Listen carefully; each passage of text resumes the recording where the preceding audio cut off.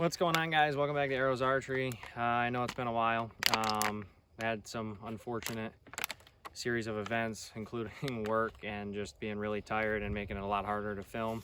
So we finished out turkey season really strong for not capitalizing on a bird. We hunted every weekend. I hunted every day that I had off as much as I could.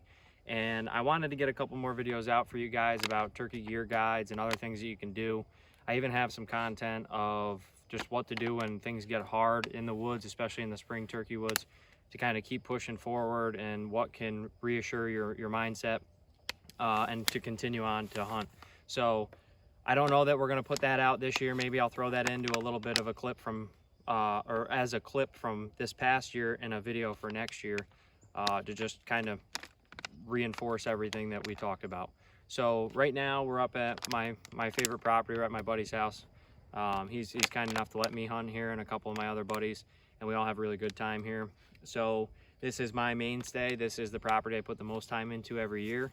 It's really close to the house, so it makes things a lot easier, which is one of the things we're going to talk about when we dive into some of the tips when looking for property and stuff like that. But basically this whole video is going to be about midsummer scouting. Now we have officially transitioned from turkey hunting to the deer hunting world for the first time on this channel, so that's going to be really good stuff. Like I said, I'm going to crank out as much of this content for everyone that wants to see it as much as I can and just deal with what we have. Without further ado, we got 11 cameras packed in the bag. We're not putting all 11 out here. We're going to see what I think was hot spots last year. We're going to capitalize on the things that we know and what we've learned over the years from hunting this. And that's what we're going to do. So now we're going to walk in. We just got sprayed down.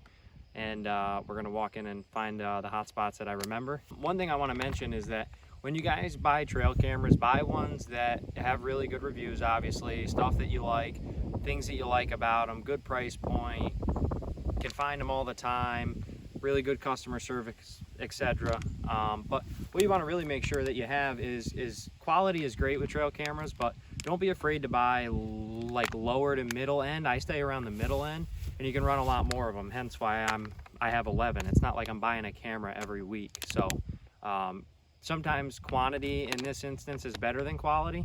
You don't really need to frame the picture that you want to put up. So I really like the stealth cams a lot. That's what I have in the bag. Every one of them is stealth cams except for 2 are Wild Game Innovation straight blinds. They're infrared, 18 megapixels. The higher the megapixels, the higher the quality. And the infrared just means there's no flash when it's triggered. So I got those for a really good deal, so I run them. They seem to work okay. But I really do prefer the stealth cams, so definitely check them out. And now let's get in there and get after it. So it's been not even 30 seconds since we just took that last clip. We're in this inside pinch, which we're going to talk a lot about in the next couple of videos as well. And this inside pinch, or this inside corner, you have a hay field right out here in front, which I typically don't hunt anymore just because the deer are on it non-stop in the summer all the way through the night. You can really risk spooking them out in the early season, so you really have to be careful the way you hunt this and the way that you set everything up on your way in and on your way out and how you get in.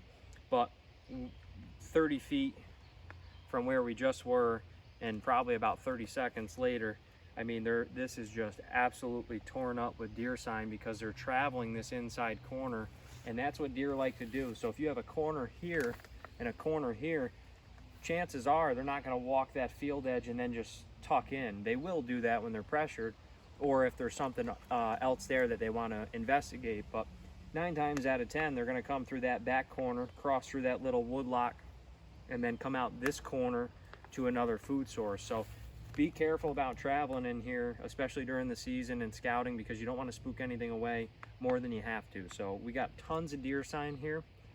I'm not going to put a camera here yet because I'm not really going to hunt this. It would be a good spot to survey, but there's no sense in just getting pictures where I'm not going to be able to hunt them or where I'm going to want to hunt them. So we're going to keep an eye on that, but that's a really good sign. And it's really thick in here this year. I'm actually really surprised. These are all over my head, all these weeds and the hay. So, but yeah, we're going to keep trucking in, and we'll see when we get to the first spot. We have found the first spot. Last year I didn't put a camera here, so this is kind of new for me. There is a huge run that we came in on the way that we came down, and it looks like it's kind of running like this. I know that they funneled through here because I jumped a couple up last year when I was coming in here around noontime, about middle to mid-late season, and they were in here heavy. So this is kind of more of a long game for this spot. I had the climber over there. We got stream behind us, running water. So they're gonna be on that all the time, and that's why it's so wet in here. You can see our tracks clear as day. They got a path mode right down through it. So I got the Stealth Cam G45 no glow. This is the first version of it I have, or I'm sorry, this is the infrared version. The no glow is just a newer series. I have that in the bag, which I'll show you hopefully tonight too. That camera I'll probably put up here somewhere. Went through, made sure that our custom settings on custom was set to what I had it last year. So video mode on the fastest time reel that you can have in between each video. I put a 4 GB card in here because I have 4s, 8s, 16s.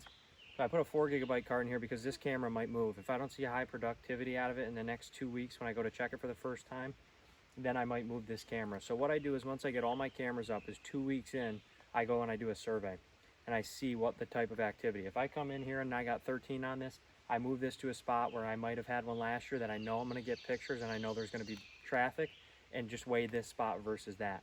Then after that, then I leave them alone. I won't come back in here and check them for another month.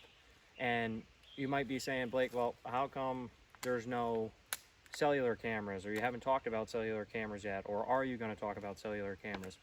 Cellular cameras for me, one, right now are too expensive for what I want to do. Two, I think there's still a lot of error there. And for me, I like coming in the woods and being able to check them on my own, so you don't have to worry about your phone plan running out. You don't have to pay monthly. I would rather do the old-fashioned way, at least for trail cameras. Trail cameras aren't really all that old-fashioned. It's new technology for hunters. But I want to come in here and I want to see physically what I'm missing out on. I want to check them and I want to see what's different. What has changed since I've been in here? Something that I've done, has it moved a trail or a deer run 30 feet a different direction, and what's going on and how their patterns are changing. So I think you miss out a lot on that when you just come in here, find a spot, throw a cellular camera up, and then don't come back in. I think you lose out on that. However, the cellular camera advantage is that you're not in here as much. So there is a good thing to that. You're not pressuring deer through the early season. You're not in here more than you have to be. But again, you kind of have to weigh that risk and reward concept, because if you're not in here, you're not learning, and it's changing all the time in here, even on the same property. Deer aren't going to show up in the same spot every year. You might have more people on the outside hunting it, pressuring everything inside, and then it's all over the place. So yeah, and those are just a couple of things. You got to take everything into account. So that's my little rant about how I feel about cellular cameras, and that's why I'm going with all SD cameras, which I forgot to mention earlier. So all 11 of them that you'll see are all SD cards. You have to come and manually get them. Now into the camera positioning. This camera, I put this here for, like I said, a reason. We got water running behind us. I have a giant hill behind me, which they typically won't go up unless they have to. We have a big drop off down here into a flat bench, and then it curls down. That run was coming just a hair down this way, but it was more heavily beaten from what I can see this way. So what I'm trying to do, and the reason I have it angled this way, is I want to see if any deer will walk that creek bed up, because that's what they'll do in this hilly terrain here. And then I want to see if I catch anything coming through here, because last year this was a very high traffic area. Not in the sense of what I got from the trail camera, but from sitting in the climber and seeing it physically. Every day that I came in here, there was deer in here. Now that could be because I wasn't hunting this area, so this was a sanctuary. So that's what I want to see and learn from this. So that's camera number one. We got 3 to 4 more to put up is what I'm going to put on this property for now. And it should be good. So we're going to keep trucking along. We got all that set up. I'm just going to turn it on and we're going to get right out of here and on to the next spot. All right, guys, so we've put up the second camera. This is a spot that I keep missing out on, and I don't know why, but it's so close to the other camera. I mean, for me it is, but you can't really worry about where it is. This is where there's more activity. This is at the top of that big hill, and what's happening here is there's a big valley here that runs along this side. There's a big valley that runs along this side. So essentially there's 3 benches on this property, and they all run up like this, and then there's 2 valleys in between them. And what I'm noticing is from a stand that I have down there on the other side of that valley, is when deer don't come out low on me in the morning down there, in the afternoon and night, they usually come down this hill from the hayfield up there, and they'll come down through here, and they'll come down this ravine, and they'll cut right up through here, and sometimes even up, way up farther. I had, from my tree stand, it's probably 100 yards that way, a 250-yard shot at one, and I would have never been able to make it. So they're coming out up there same exact way. So what we've got here is what I was talking about earlier. That's the Stealth Cam NG24K, I believe is what it is, something close to that. So that's, or I'm sorry, no, that's what I wanted to put there, but I decided to go with the drop time because it's newer, and this is a high productivity spot, so I want a newer camera, so I have less failure or less, I don't know, luck with failure if something was to happen with the camera. But back to what I was saying, so this is what I was talking about earlier, is we're on like an inside pinch again. We have a T here. So what I mean by a T is that this trail runs down here on the side of this bench, and then it tees this way. They run either way. So what you want to do is get on the inside where that T forms like this.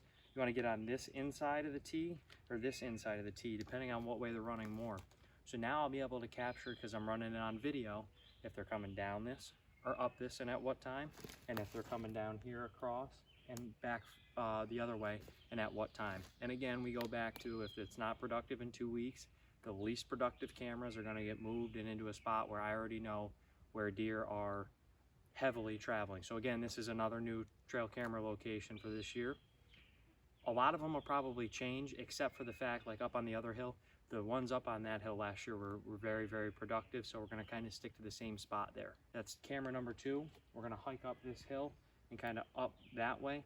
And I got a couple more to put up. So after a lot of hiking up a lot of hills, it's not even that hot out, but we're doing a lot of walking and it's still pretty warm, like 75. So we found this trail.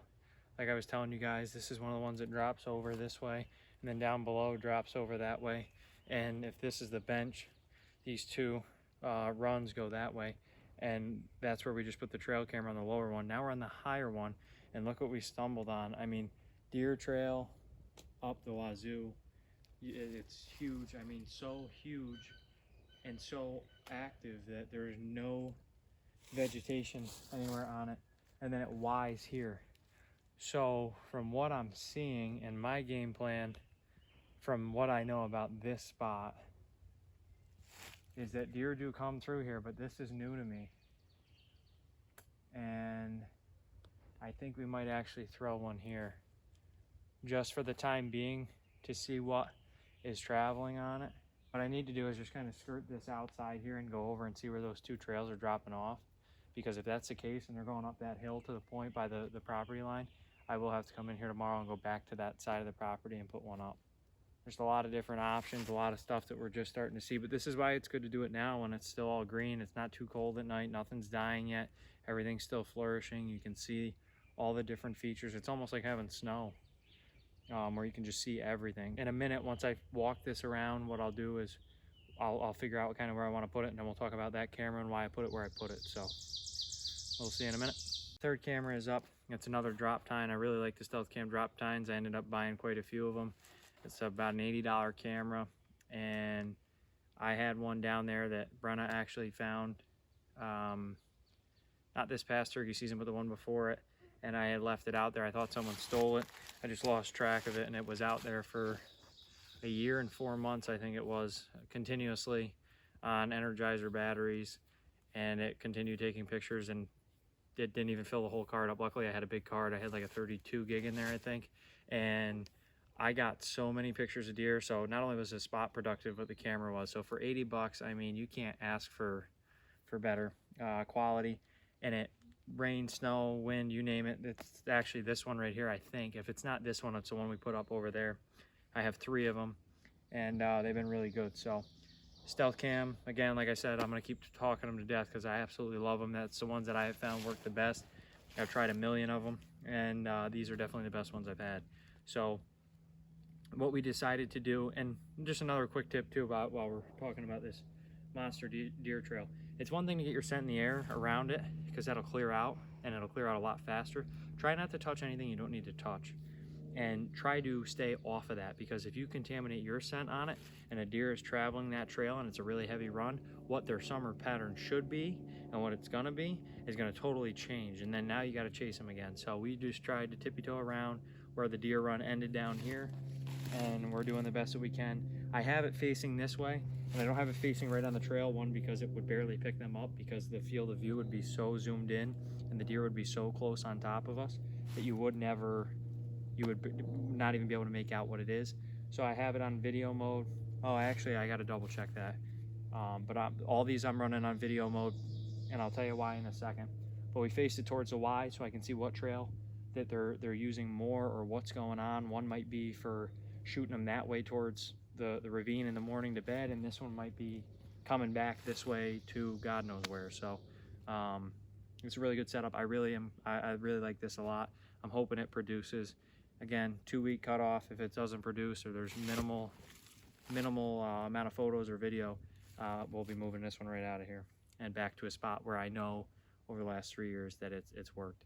But what I was going to say is that with this camera particularly, for the quality that it has, it does take good video. So even if you have like a 12 or a 16 megapixel camera, don't be afraid to run video. So we got 2 more to put up. We're gonna hurry up and get them up, and I'm gonna turn this on, make sure it's on video, and we'll show you those. So we are at our 4th camera now.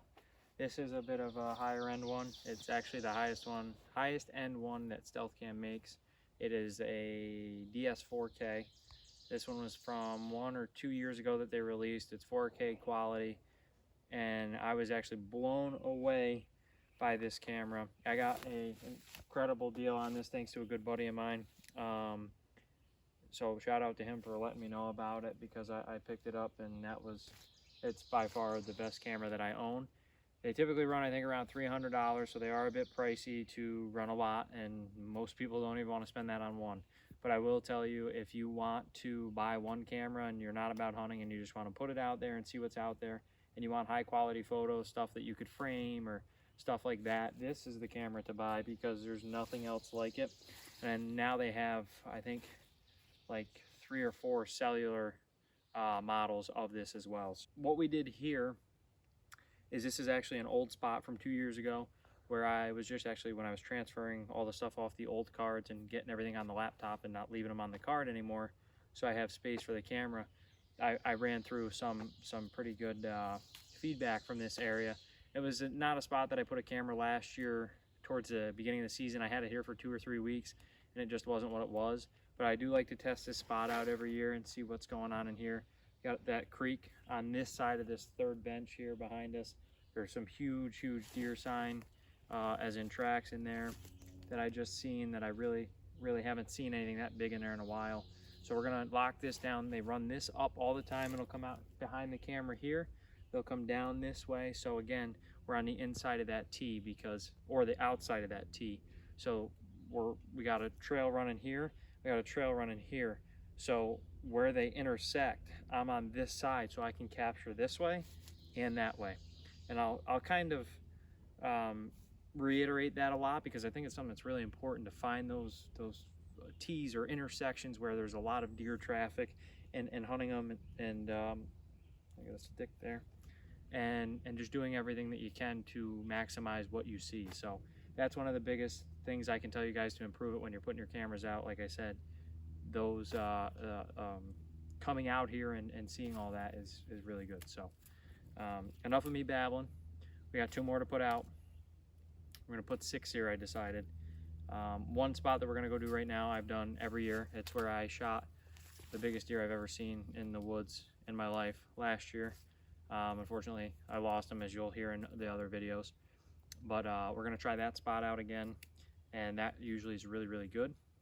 And then I have one more spot up here I'm gonna try, and then as I buy more cameras throughout the year, we might fluff it a little bit. We might go up. This is a pretty big piece of property for around here. It's 42 acres, I believe, and I hunt all of it. So I mean, I really want to lock down all the areas and see what's going on. We're at the second to last spot here. This is the G45 No Glow, and there's a couple other letters in there. This is the camera I was trying to talk about at the very first spot. This is the newer version of that. I really like this camera a lot, just because of all the new features that they've added into it with the No Glow. There's no infrared. You can't see it when it's triggered. It's really smooth. The quality is a little bit better than the other one, and the other one is probably the closest camera I have seen to the 4K quality of the DS4K we talked about a little while ago too. Just all around great camera. I want to talk about, real quick before we go into why I set it up here, about apps that you can use. I'm sure all you guys that are big into hunting know about them, that social media is really big now, and that HuntStand and HuntWise are 2 really good apps that, if you haven't heard about, that you should download to be able to mark these things down and keep track of them. I'm very forgetful, especially when I plan all this stuff out and I have this laundry list of stuff to do and I still don't seem to have enough time during the day to do everything that I want to do. It makes it really easy from 6 months from now when we're in the heat of the season and I've left these out and these work in these spots like I hope they do and I don't have to move them, then I'm not going to lose track of them. So that's a really useful tool. Both of those apps are phenomenal. I use both of those year round to help me with my planning, scouting, and executing a hunt. So that's a really good tool and tip there. Now, as far as the spot goes, if you look at the ground here, it's really torn up. This is where I shot my big buck last year and did not find him. So we're hoping this turns out to be a really productive spot like it was last time. So we'll be good to go there, and hopefully this will turn out the way I hope it does. So we're gonna go put the last camera up at the edge of the field and we're gonna get the heck out of here. Last camera is up there on the tree. We didn't film that one because that one was really quick. I didn't have to put batteries in it or nothing. So we just kind of wrapped that up. It's on the edge of the field. I've had good luck here before in the early season. I just showed Brenna 2 bucks that I had in velvet. One was a 6 or a 7, the other was an 8, standing right here. So like I said, again, it's right now it's just kind of surveying and seeing what spots are hot right now and what ones aren't, and then kind of seeing if those ones that aren't hot right now will be hot later as we progress through the off season into the hunting season. So we're gonna come back and check these, but I hope everything that I said I wasn't too all over and that you guys were able to take a lot away from, like placement, those tees and intersections that we talked about, down to deer trails and trying not to get on them and contaminate them with scent, positioning of them outside of just tees, but in general areas where you've had deer success before, at least seeing them if you've hunted before and this isn't your first year. And just kind of learning the property on top of some other things that we talked about, like how you can learn each individual year what's going on and what you can do to change. So those are just some of the things that I hope you guys took away from this video, and we're going to continue to do that. We're going to try to start pumping more videos out. I know it's been kind of a rough gap between the last one, at least it has been for me, because I've been wanting to make one. So we will get back to making some arrows archery videos. If you guys like it, drop a like down below. Comment with anything that you have questions about or anything I can help answer. And ultimately, guys, thank you for watching the videos. I appreciate it. So we'll see you soon.